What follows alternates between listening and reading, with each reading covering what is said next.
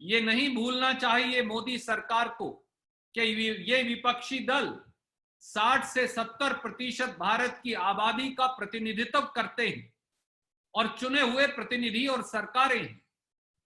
और हमारी 11 मांगे प्रमुख तौर से हैं, मैं बहुत संक्षिप्त में हिंदी में कहूंगा।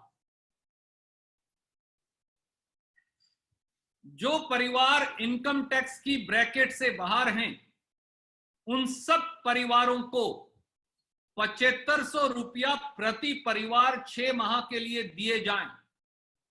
10,000 रुपया फौरन दिया जाए और बाकी का पैसा अगले 5 महीनों की बराबर किस्तें बांटकर दे दिया जाए। दूसरा,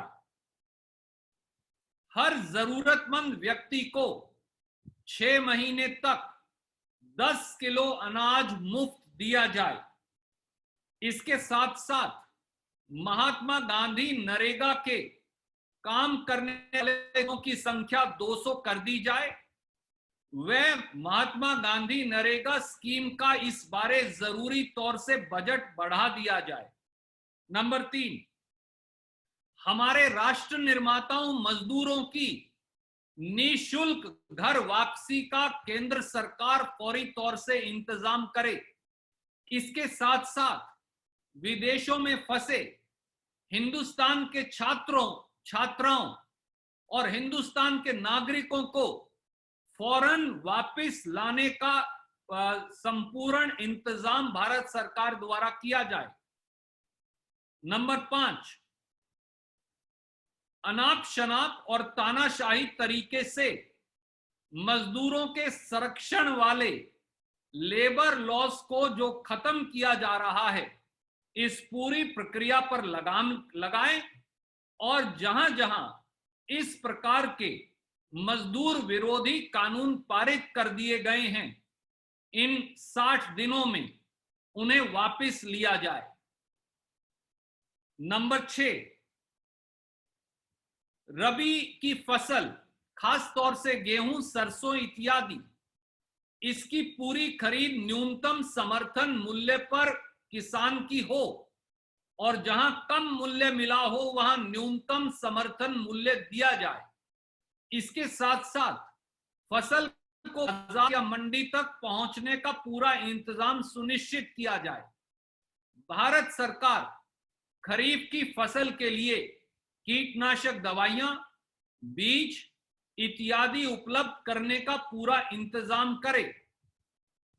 नंबर 7, कोरोना से लड़ाई आखिर में जिला और प्रांतीय स्तर पर लड़ी जा रही है, इसलिए केंद्रीय सरकार प्रांतीय सरकारों को विशेष आर्थिक राहत पैकेज दे ताकि कोरोना से यह जंग जीती जा सके।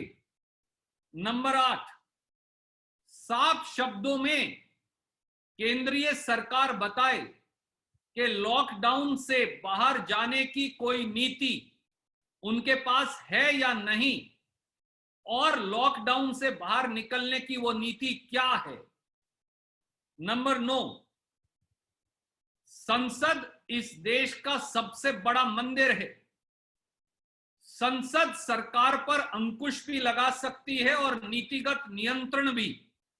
संसद और संसदीय समितियों की कार्यवाही को, सरकार पर उनकी देखरेख को फौरी तौर से रिस्टोर किया जाए। नंबर 10, गरीबी से लड़ने और आर्थिक संकट से निपटने के लिए एक निर्णायक नीति की घोषणा सरकार करे। 20 लाख करोड़ का पैकेज केवल एक मायाजाल और भ्रम साबित हुआ है। इसलिए 22 राजनीतिक दल मांग करते हैं कि भारत सरकार एक सार्थक, निर्णायक मदद वाला विशेष राहत पैकेज घोषित करे ताकि हमारी अर्थव्यवस्था में मांग बढ़ सके और उद्योग धंधा व्यापार दोबारा से नए ढर्रे पर चल पाए। और आखिरी, अंतरराष्ट्रीय व अंतरराज्यीय हवाई जहाज सेवा शुरू करते हुए किसी प्रदेश की सरकार से मंत्रणा अवश्य कर ली जाए। ये हमारी 11 मांगे हैं।